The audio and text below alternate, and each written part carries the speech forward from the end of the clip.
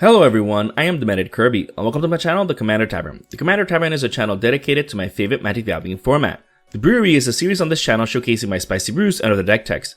On this episode of The Brewery, I'll be discussing my take on a new commander from Wilds of Eldraine, Obyra Dreaming Duelist.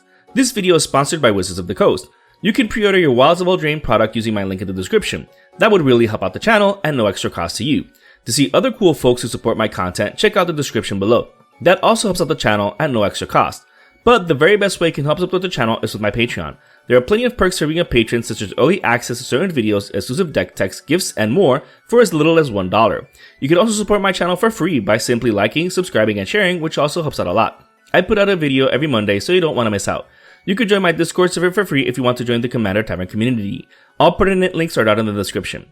Alright, let's get back to the episode. Obyra is a fairy warrior with flash and flying for 1 blue and 1 black. She has a triggered ability where each opponent loses 1 life whenever another fairy enters the battlefield under your control. While the set, and even the blue-black fairy precon, have a lot of amazing legendary fairies, I decided to go with Obyra because of her very low mana value along with her potential wincon ability. If we manage to have a ton of fairies enter the battlefield at once, it's game over. Even more so if we trigger it infinitely many times. This game-ending combo is very simple. All you need is Obyra, Cloud of Faeries, and Deadeye Navigator, soul bonded to each other. The 2 lands you tapped to blink Cloud of Faeries will become untapped when it enters the battlefield. This will trigger Obyra, having the table lose a life. And you're right back where you started, with the 2 lands ready to be tapped to blink Cloud of Faeries again. This isn't even the only combo in the deck. Sanguine Bond and Exquisite Blood is an oldie but a goodie. Once an opponent loses a life or we gain a life, this trigger will create an infinite loop until the table dies, granting us the victory. And since Obyra has each opponent lose a life whenever another fairy enters the battlefield under our control, this is a very easy setup. Now that we saw the deck's 2 infinite combo routes to victory, what else does it do? Well, in order to assemble the combo, the deck digs deep into its library, but we'll see the card advantage effects in the deck soon. Since the deck is half black, you can also run every possible tutor in the deck for consistency's sake. But I chose card draw over tutors, which is just my personal preference. Since blue-black fairies is such an amazing archetype, let's see how it's fleshed out in the deck. Fairy Conclave, Changeling Outcast, Fairy Dream Thief, Fairy Imposter, Fairy Miscreant, and Fairy Seer are the deck's cheapest fairies at just 1 CMC, whereas the land is free, only costing 2 mana to turn into a fairy. These might seem unimpactful, but they'll trigger Obyra as well as carry over all of the fairy boons in the deck, which we'll see soon. So they actually do quite a lot of work in the deck, even if they're just generic fairies for all effects and purposes. Alila Cunning Conqueror, Bitter Blossom, Feywild Visitor, Notorious Throng, Una Queen of the Fae, Reflections of Littlejohra, and Archmage of Echoes also help in the fairy department by creating tokens. While a lot of these cards go about it in different ways, they all synergize with the deck. Alila triggers whenever we cast our first spell each opponent's turn. That's not a problem since there are plenty of fairies with built-in flash, plus the deck is running late on of anticipation. This enchantment is amazing in decks like this since we can keep all of our mana sources open in order to cast our interaction spells. However, we can then play outside of our turn if we didn't use that mana for interaction. So even without it, casting creatures with flash or instants will still trigger Alila. If that wasn't enough, whenever 1 or more fairies we control deal combat damage to a player, we can go to a creature they control, forcing them to attack each other with their biggest threat. She does a ton of work here as well as in the blue-black fairy precon. Bitter Blossom is a classic. While it does take a life away in order to create the fairy, life is a resource in Commander. Plus, since it has the tribal card type, it's affected by effects that care about fairy cards and spells, so keep that in mind. Feywild Visitor has the potential of creating 3 1/1 fairies each turn if we hit a different opponent during combat. We do need to control Obyra though, so keep that in mind. That being said, the life loss adds up significantly with this background. Notorious Throng will almost always be cast for its prowl cost since so many of the deck's fairies will also be rogues. When cast after a massive alpha strike, will create as many 1/1 flying fairies as damage dealt to opponents. Not only do we get all of those extra creatures, but they'll trigger Obyra for even more life loss. Oh, and if that wasn't all, we get an extra turn in order to turn around and do even more damage. This card is so good here. Una provides disruption by milling to exile. She's absolutely backbreaking against monocolored decks, so make sure that player knows it's not personal when you consistently target them with Una. As if this weren't enough, we get a 1/1 flyer whenever they exile a card of the chosen color. She costs a whopping 6 mana to cast, but she does so much work here. Lastly, Reflections of Littlejohra and Archmage of Echoes copies our fairy permanent spells. The Archmage also copies wizard spells, but the deck is essentially all fairies except for Deadeye Navigator. Notice that with the way these are worded, they will copy Bitter Blossom when we cast it, which is important to remember that it is a fairy spell. In any case, these cards do a ton of work in this deck, copying our best fairies all for free. Speaking of copy effects, the deck is running Glasspool Mimic, Likeness Looter, and Fairy Artisans. The Mimic isn't a fairy, but since its backside is a land that can tap for blue, it doesn't take up a slot in the deck if you aren't greedy and play it as a land when you miss your land drop that turn. Likeness Looter has a built-in loot effect which is good in a pinch. You can then pay X and turn it into a copy of any creature card in your graveyard. This might be a little niche since the deck isn't Reanimator, but it's a 2 CMC's fairy with flying and all upside, so we can still make use of it. Fairy Artisans are amazing at copying opponents' creatures. Sure, the copy gets sacrificed each time a new creature enters, but we still get and enter the battlefield triggers from those creatures we copied. This card does a ton of work, so I'm glad it got reprinted in Commander Masters. Since the deck has plenty of combat triggers as well as small fairies and fairy tokens, we can also take advantage of that aggressive nature more so than just to trigger Obyra. Tegbull Duke of Splendor, Sprite Noble, Scion of Una, Glenalendra Liege, Obelisk of Erd, and Coat of Arms are included to make those fairies hit as hard as possible. Tegbull is the face commander for the fairy precon and is amazing in his own right. However, as one of the 99 here, he's an absolute beast, turning our fallen fairies into card draw. Obelisk of Erd has the potential of being free thanks to all of the fairies we can potentially have at any given time. However, Coat of Arms is still the best boon effect in the deck, giving us the potential of also winning via combat damage if we still haven't gotten our combo online. Vanquisher's Banner also provides a boon effect, and it also provides a card draw effect whenever we cast a fairy creature spell. Since this specifies creature spell, keep that in mind that it will not trigger off of tribal spells with the fairy subtype. In any case, this card is super strong here, fulfilling 2 key functions. And Vanquisher's Banner isn't the only card advantage effect in the deck either. As mentioned in the beginning of the video, if we want to eventually assemble any of the game-ending combos, it's worth it to dig deep through our library. Fortunately, since the deck can also win via beatdown, the card advantage effects synergize into this. Baton of Thassa, Coastal Piracy, and Reconnaissance Mission each trigger whenever a creature we control deals combat damage. Almost the entirety of the creatures in the deck fly, so that evasion will definitely help at triggering these enchantments. These things draw us a ton of cards, even more so when we have more than one of them in play. Titan of Littjara also has the potential of drawing us a ton of cards, not just when it enters the battlefield, but when it attacks too. It's not a fairy spell, but it is a fairy as it enters the battlefield.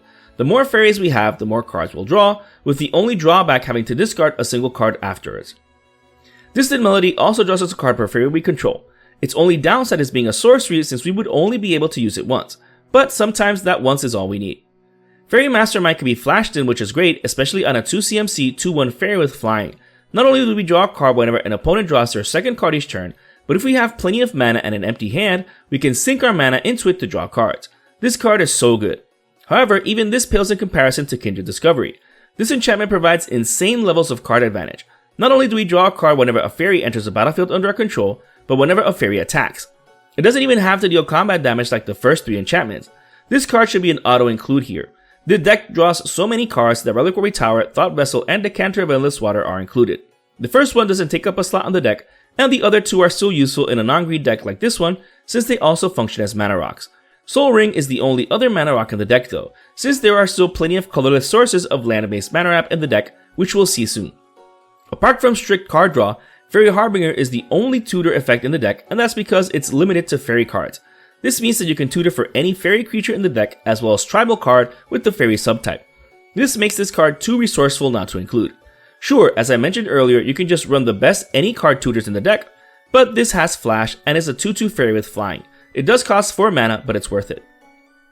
Thanks to drawing into so many cards, not only will we eventually find our combo pieces if we're unable to overwhelm the table with combat damage, but we'll also be filling our hand with the very crucial interaction pieces. Cards like Fierce Guardianship, An Offer You Can't Refuse, Negate, Mana Drain, Counterspell, Fairy Trickery, and Spell Stutter are important to not only protect our combo, but also prevent the other combo player from winning off of their own combo. They also help us keep our army alive by countering those pesky board wipes. As a bonus, Fairy Trickery, being a tribal spell, means that we can tutor for it in a pinch with the previously mentioned Fairy Harbinger. Spell Stutter is a new counterspell that's dependent on the number of fairies we control, which makes it an amazing way to deal with anything once we have a massive fairy army. Speaking of, Brazen Borrower, Gnalanenda Archmage, and Spell Stutter Sprite provide interaction on a fairy, with Spell Stutter Sprite being the namesake fairy for the previously mentioned Spell Stutter. Brazen Borrower being sent on an adventure at instant speed is quite useful when dealing with singular threats already on the board. And then we can cast it from exile with Flash, of which we've already seen how synergistic that can be in the deck. Glenalendra Archmage can be sacrificed to counter target non-creature spell, which is amazing because it can do it once more since it has Persist, which will also trigger any effects that care about fairies entering the battlefield. Cavern of Souls is included in order to deal with opponents' own counterspells, all for free since it doesn't take up a slot on the deck. It's not absolutely necessary for the deck to run, but it does a lot of work here since it's also tapping for any color to cast that fairy spell. The deck is still running non-synergistic interaction though, like Damnation, Tegel Scouring, and Kindred Dominance. Naturally, the best of these is the last one since it won't hit any of our fairies when we cast it. First two are necessary just in case, and at least we can cast Tegel Scouring at instant speed fairly easily. And we at least get 3 2/2 flyers after it resolves as a nice consolation prize. Cyclonic Rift, Raise the Palisade, and Evacuation are also included as mass interaction. Fortunately, the first two don't hit our own things, and even if Evacuation did hit our things, it's instant speed. And with our creatures being so cheap to cast, we can recast from our hand will trigger her for a nice insult to injury, or injury to insult, whichever way you want to see it. And if we were to lose our fairy army for whatever reason, the deck's running Patriarch's Bidding. This will reanimate all of our fairy creatures. Do keep in mind that the effect is synergistic, so be wary when facing other decks heavy with a single creature type. That being said, this is another auto-include here. Haunted One is another amazing background in the deck since almost every creature or token created by the deck will be a fairy like our commander. Not only is the +2/+0 quite the buff, but being able to attack with total abandon is powerful since any fairies that die in combat will just come back. Not only that, but we can cast a board wipe after combat since our fairies are still going to have Undying until end of turn. So we can attack with all of our fairies, deal a ton of damage, and then cast a Damnation afterwards, wiping the board and getting back any fairies with Undying. So good. Mystic Sanctuary also provides another recovery effect, but at least for the deck's instants and sorceries. This is important for reusing any counterspell, board wipe, etc. The deck is running all 7 fetch lands, of which 4 are able to fetch this at instant speed. When done in response to drawing a card, you can pat yourself on the back for that pro gamer move. Halo Forger is another way to do the same thing but on a fairy instead of a fetchable land. When it enters the battlefield, we can pay X to cast any instant or sorcery from any graveyard for free. Not only can we do this to copy any of our mass card draw spells, board wipes, etc., but if any opponent has a bomb instant or sorcery in their graveyard, we can get that too. This card is amazing here, don't sleep on it. The deck's disruption is also in fairy form thanks to Una's Blackguard, Rankle Master of Pranks, and Dire Undercurrents. Una's Blackguard not only pumps our fairy rogues whenever they enter the battlefield, but it turns them into specters, making our opponents discard a card per each combat damage trigger, which can be very harrowing. Rankle is amazing even though the effect also hits us, but if we had a ton of tokens, that's just sacrifice fodder. Dire Undercurrents has opponents discard cards whenever black creatures enter our battlefield, but can also draw us cards whenever blue creatures enter our battlefield. This enchantment does some serious work here and should be an auto-include, especially since a lot of the deck's creatures trigger both effects. But Yukabag is included because it doesn't take up a slot on the deck, and reanimation decks tend to be quite powerful. Being able to put them in check for 0 effort both when played and when deck building is too good to pass up. Being aggressive also helps the deck in terms of mana acceleration. The deck is running cards like Bitterthorn Nissa's Animus, Sword of the Animus, and Sword of Hearth and Home to equip onto a flyer and send over to someone without ways of blocking them. And even if they did have blockers, the first 2 trigger on combat attack anyways. The third one, giving protection from 2 relevant colors, is also another way to ensure evasion. As a bonus, it also blinks one of our creatures, which already synergizes with our commander. But blinking something like Titan of the Jar will draw us a ton of cards, or something like Lenalendra Archmage to remove its -1/-1 counter. Or a Fairy Harbinger, Halo Forager, Cloud of Faeries, etc. The deck has plenty of creatures with relevant enter the battlefield triggers to reuse. Herald's Horn at Kefnith's Monument also help in the mana acceleration department by reducing the cost of our fairies. The Horn has the added bonus of potentially getting us an extra card in our hand during our upkeep if it happened to be a fairy. Unfortunately, it has to be a creature, so it won't get Bitter Blossom nor Fairy trickery. The Monument will only reduce the blue creatures, but that's fine since it's most of our creatures anyways. As a bonus, it also freezes down any creature whenever we cast any creature, which is amazing in an aggressive deck like this one.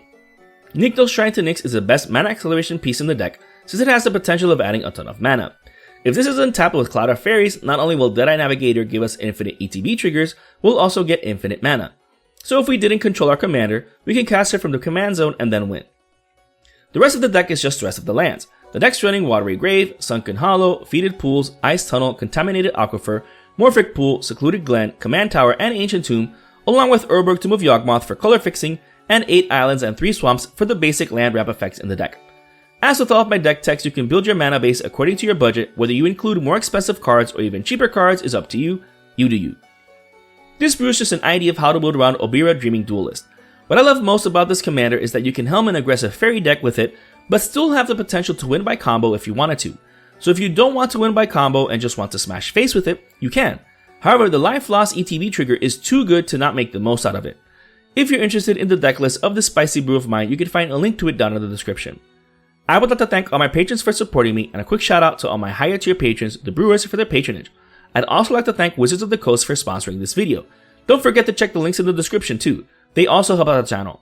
Especially if you want to pre-order the Blue-Black Wilds of Eldraine Precon. Do so via the sponsored link at no extra cost to you. You can find a lot of useful cards for this commander in it. And to everyone, thanks for watching this episode of The Brewery on the Commander Tavern. I am the Meta Kirby, and happy brewing.